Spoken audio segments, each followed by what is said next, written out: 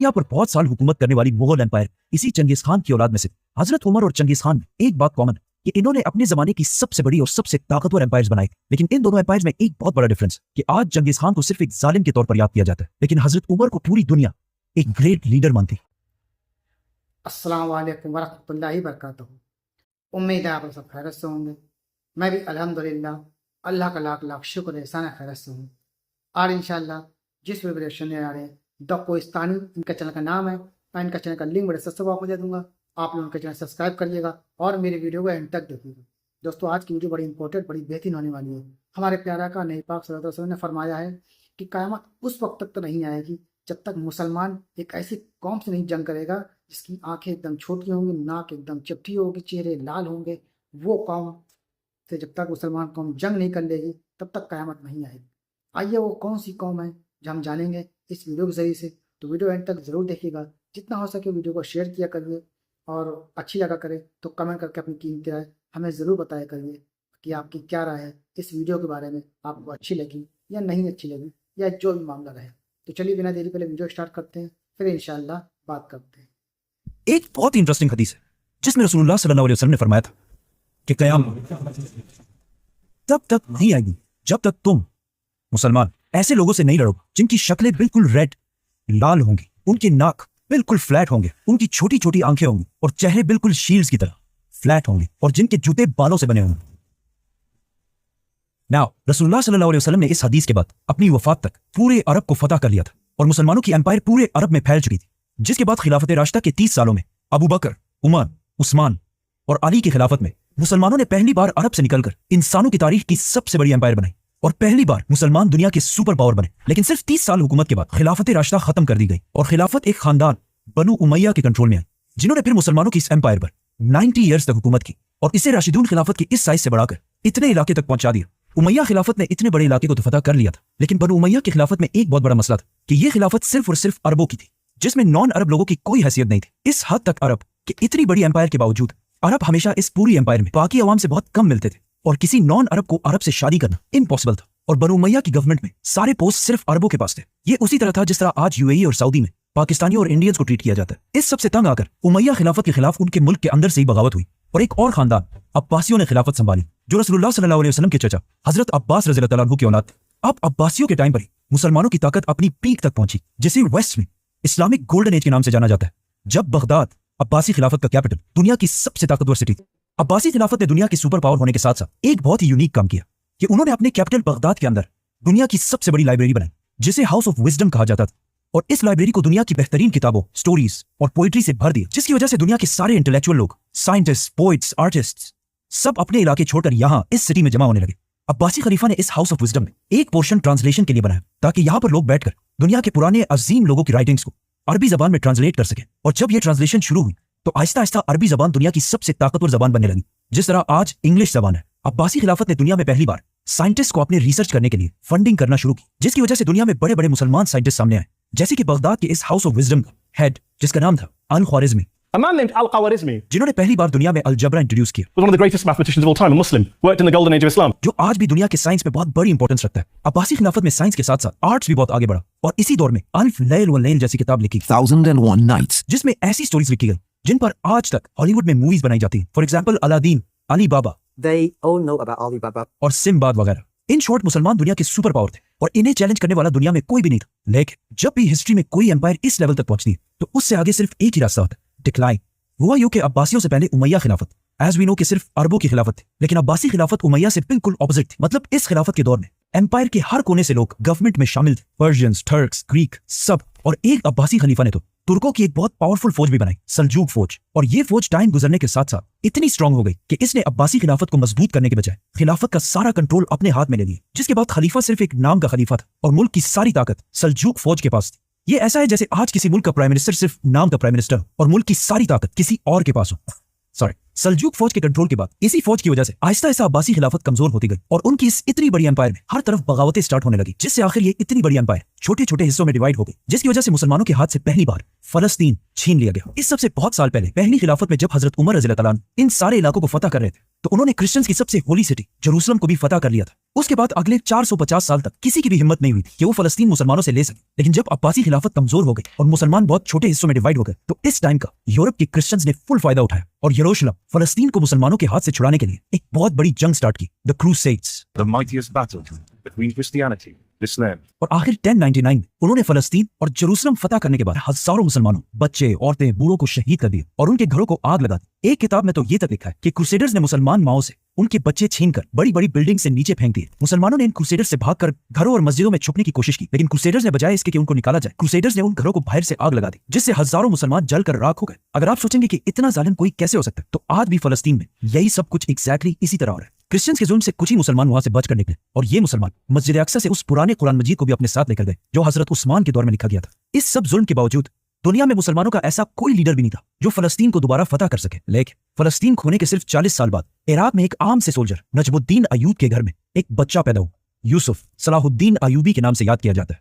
सलाहुद्दीन अयूबी 25 साल की एज में अपने चाचा के साथ इराक छोड़कर इजिप्ट की तरफ गए और वहां आहिस्ता आहिस्ता बहुत लंबी स्ट्रगल के बाद इजिप्ट के बादशाह सुल्तान बन गए। ये बहुत लंबी कहानी है, इसे फिर करेंगे। अब जब यहाँ इजिप्ट में सलाहुद्दीन अयूबी इजिप्ट के बादशाह बनने की तरफ जा रहे थे, तो इसी दौरान यहाँ से बहुत दूर मंगोलिया में एक छोटे से गांव के एक छोटे से कबीले के सरदार के घर में भी एक बच्चा पैदा हुआ जिसका नाम था Temujin Genghis Khan. Yes, Salahuddin और चंगेज खान एक ही दौर में जिंदा थे। एक ने मुसलमानों को वापस ग्लोरी की तरफ लेके जाना था और दूसरे ने मुसलमानों को ऐसा तबाह करना था जो इससे पहले किसी ने भी नहीं किया था। फलस्तीन और स्पेशली जेरूसलम को खोने के बाद मुसलमानों का कोई स्ट्रॉन्ग लीडर तो नहीं था, लेकिन इस दौरान सबसे जबरदस्त रोल मुस्लिम स्कॉलर्स उलमा ने प्ले किया था, क्योंकि इससे पहले जो मुसलमान हर वक्त आपस में लड़ते रहते थे और बहुत सारे फिरकों में डिवाइडेड, उन्हें कुछ बहुत अजीम स्कॉलर्स एक ही गोल पर यूनाइट करना शुरू कि किसी भी हाल में फलस्तीन को दोबारा फतह करना है, जिससे अगले कई सालों में मुसलमान किंगडम्स की यंग पॉपुलेशन के दिमाग में ये बात बहुत अच्छी तरह बैठ गई। लेकिन फिर भी मुसलमानों का ऐसा कोई एक लीडर नहीं था जो मुसलमानों को यूनाइट करके क्रिश्चियंस पर हमला कर सके। आखिर सलाहुद्दीन अयूबी ने इजिप्ट का सुल्तान बनने के बाद पहले तो क्रिश्चियंस के एक ग्रुप से डील कर ली कि अगले 10 साल तक बिल्कुल अमन होगा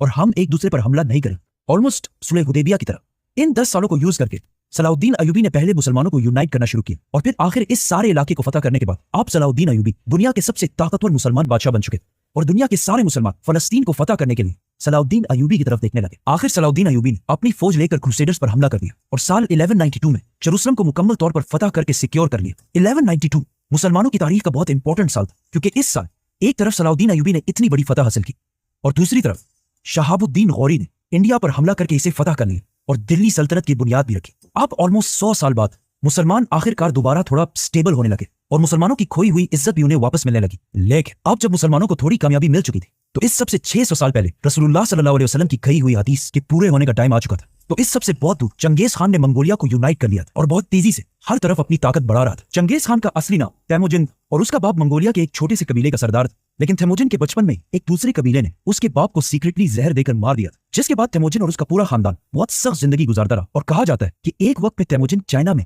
किसी और का गुलाम बनकर भी रहा, लेकिन फिर तेमुजिन ने आखिर वापस मंगोलिया आकर अपने कबीले को यूनाइट किया और आहिस्ता आहिस्ता उसकी ये मंगोल एम्पायर बढ़ने लगी और इतनी बड़ी हो गई कि मंगोलियंस ने तेमुजिन को एक बहुत बड़ा टाइटल दिया, चंगेज खान, जिसका मतलब है सबसे बड़ा बादशाह। खान, ये नाम खान इससे पहले टर्किश जबान में भी यूज किया जाता था, लेकिन चंगेज खान की वजह से ये नाम पूरी दुनिया में हमेशा के लिए फेमस हो गया। मतलब कुछ सर्वेस के मुताबिक आज दुनिया में 2.5 करोड़ लोग ऐसे हैं जिनके नाम में खान आता है, जैसे कि शाहरुख खान, आमिर खान और कोर्स इमरान खान। मंगोलिया को आज भी अगर देखा जाए तो एक बहुत ही गरीब और आम सा मुल्क है और उस जमाने में तो इससे भी बहुत ज्यादा कमजोर था।